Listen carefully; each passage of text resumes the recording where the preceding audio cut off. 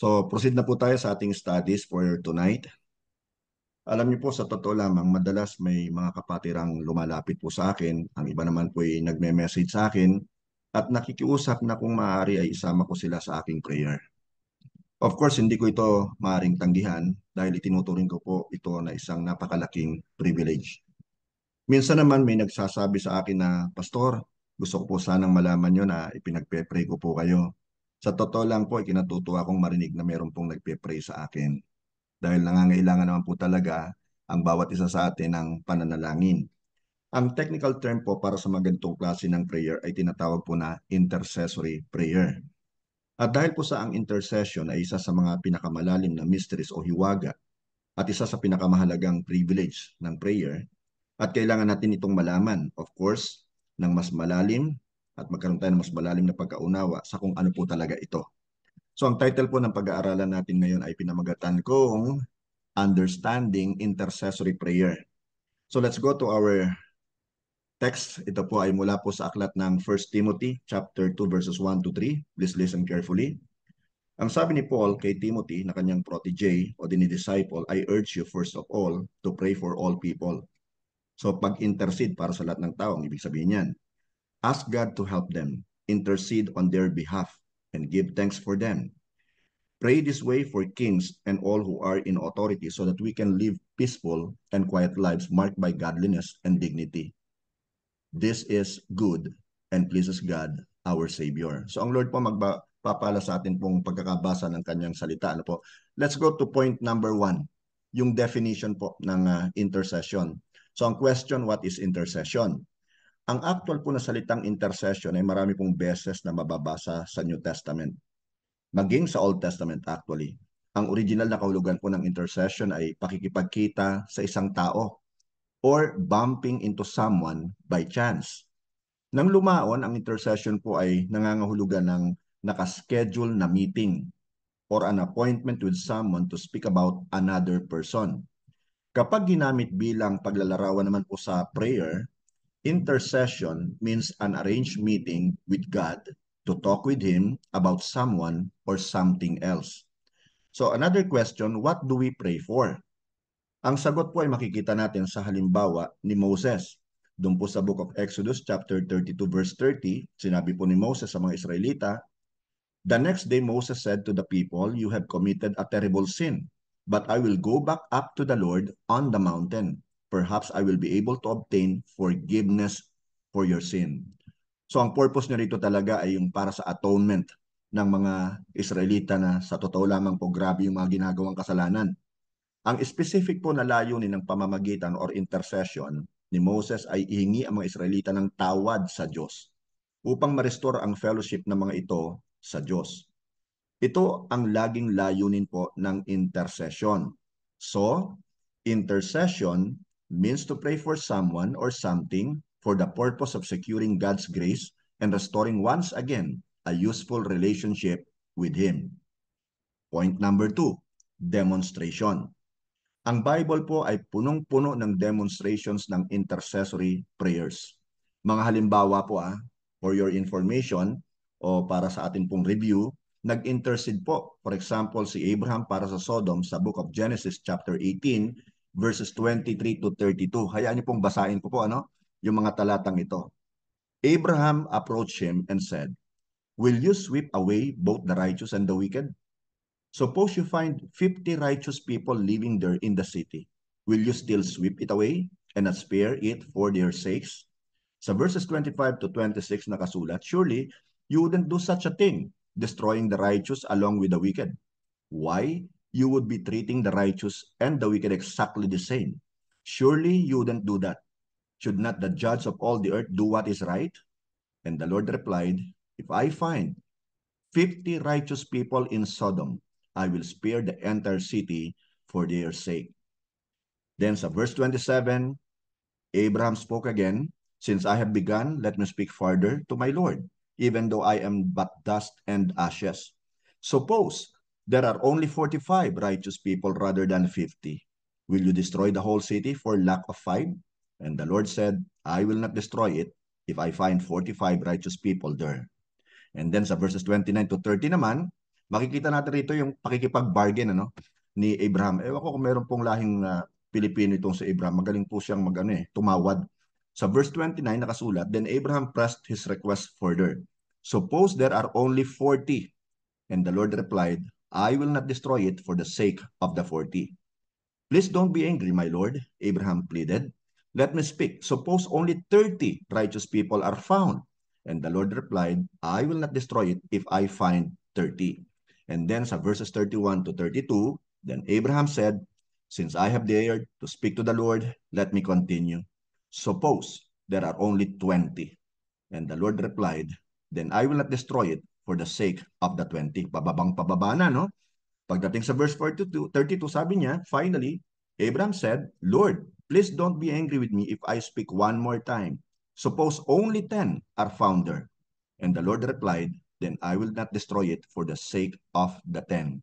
So ang point po dito, makikita natin na talagang si Abraham nag-i-intercede siya on behalf of the people of Sodom. Ano po? Kaya sinabi niya, from 15, naging 10 na lamang eh. At nagtatagumpay naman siya sa kanya pong intercession. Sabi ng Lord, hindi ko dedestroyan kahit na may 10 lamang. Now, ipinag-pray din naman po ni Prophet Samuel ang bayan po ng Judah para mailigtas ito sa pag-atake ng Philistines. Matatagpuan po natin ito sa 1 Samuel chapter 7 verses 8 and 9. Don't stop pleading or interceding with the Lord our God to save us from the Philistines, they begged Samuel. So Samuel took a young lamb and offered it to the Lord as a whole burnt offering. He pleaded or interceded with the Lord to help Israel, and the Lord answered him. So dito marami na tayong mga instances na nababasa na talagang may power po sa intercessory prayer.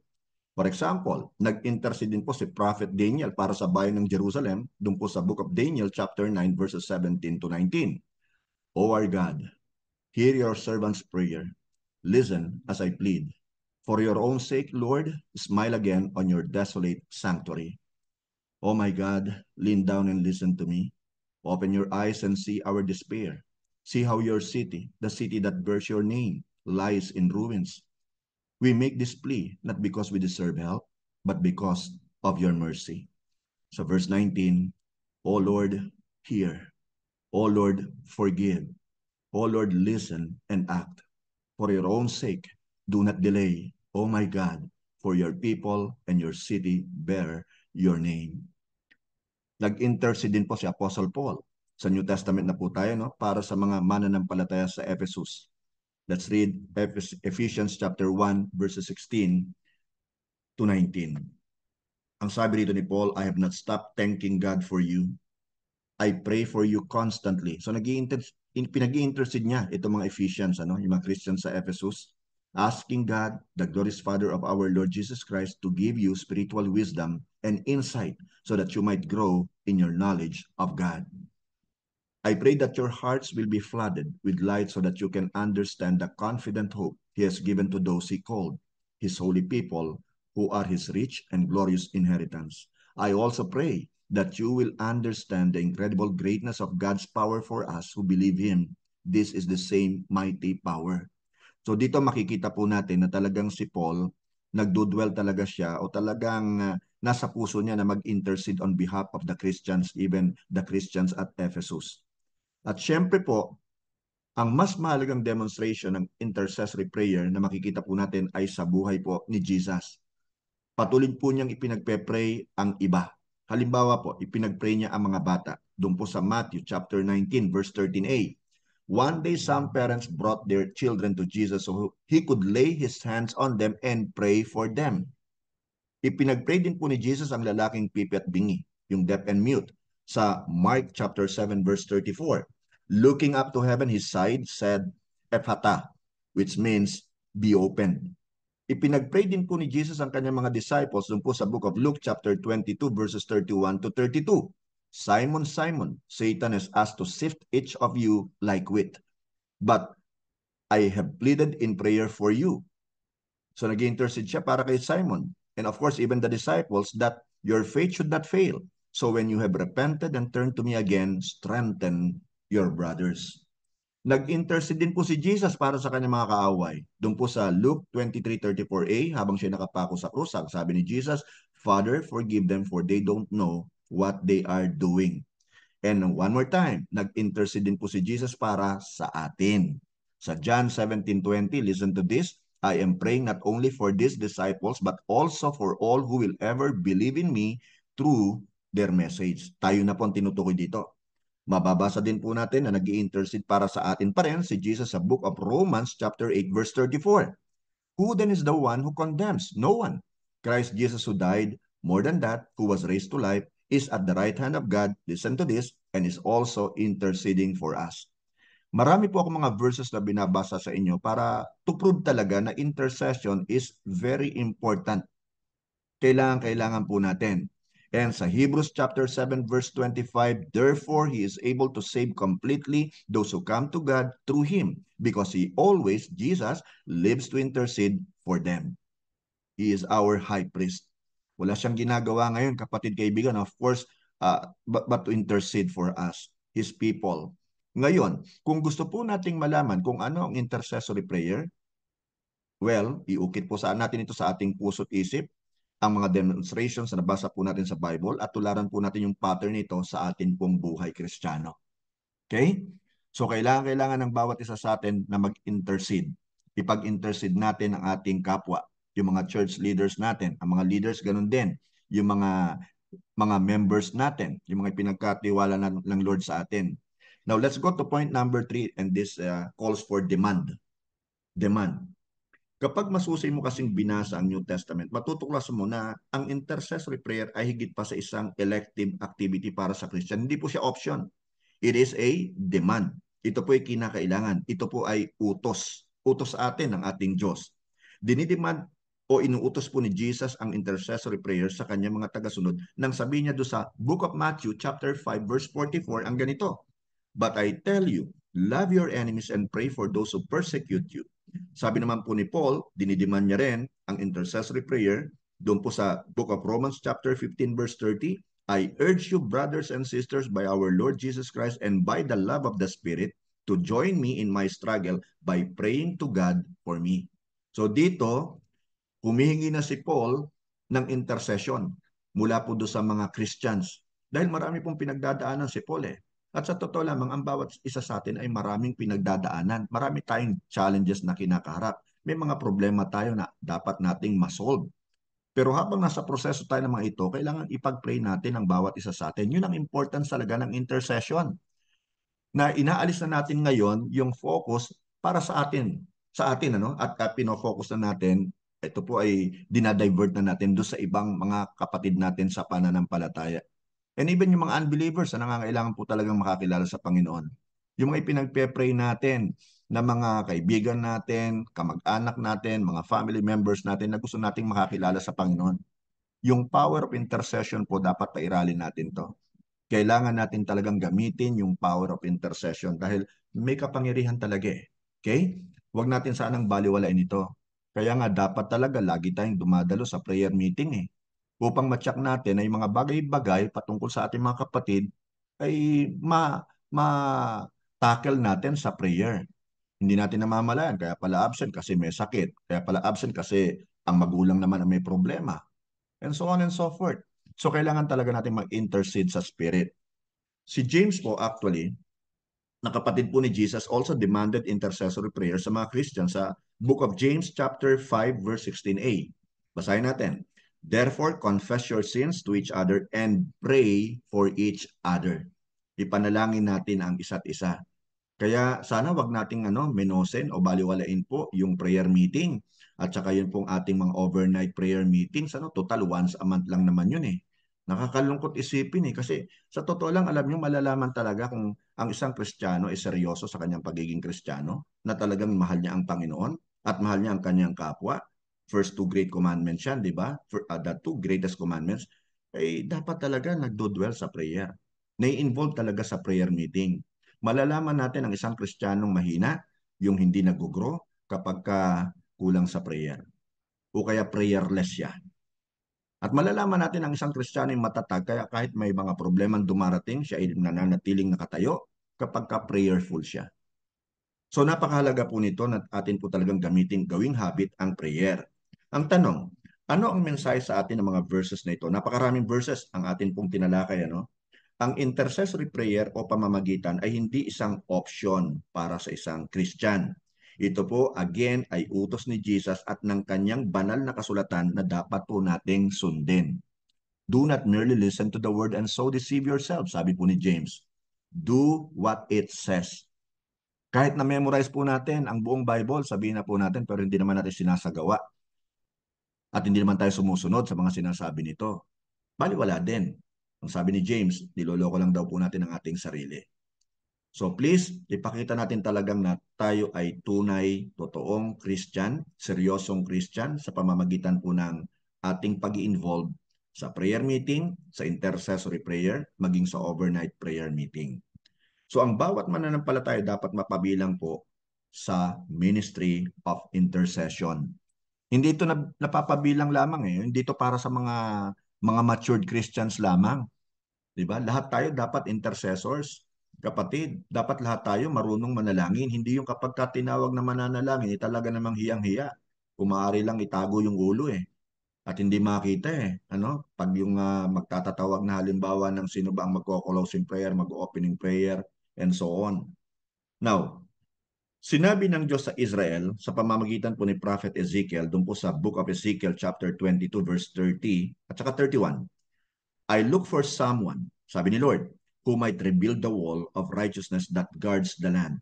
I search for someone to stand in the gap. Ibig sabihin, naghahanap siya ng intercessor, yung mamamagitan in the wall so I wouldn't have to destroy the land. Itong malungkot. Ang sabi ng Lord, I found no one.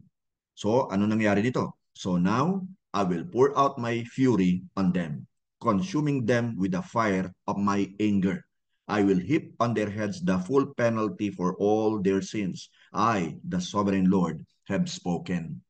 So maging sa kasalukuyan po, ang katotohanan, naghahanap pa rin talaga ang Lord ng somebody who will stand in the gap. Somebody na mag-intercede on behalf of so many things.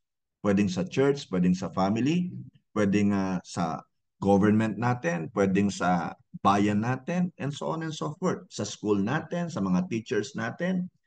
Alam nyo, tulad ng para sa bansang Israel, kasi ito po ay para sa bansang Israel, ganun din sa bansa natin. Alam naman po natin ang status ng bansa natin ngayon, kapatid. Dito lang sa Kalatagan, 40 miles away or 40 kilometers away. I don't know which is which, ano? Kung kilometers o miles away from the shores of Kalatagan, Batangas. Ilang araw po nandoon yung higanteng Chinese Coast Guard. Di ba? Anong ginagawa nila doon? Atin na yun eh. So nandoon talaga yung banta sa ating bayan. At dapat po tayo mga Kristiyano, mamagitan tayo. Kasi sa totoo lamang po, hindi kaya yan ang puwersa ng kamay. 'Di ba? We wrestle not against flesh and blood.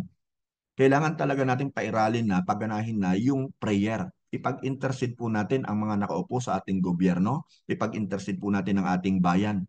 Ipag-intercede din po natin ang China na nawa po hangga't maaari ay magbago ang kanilang isip.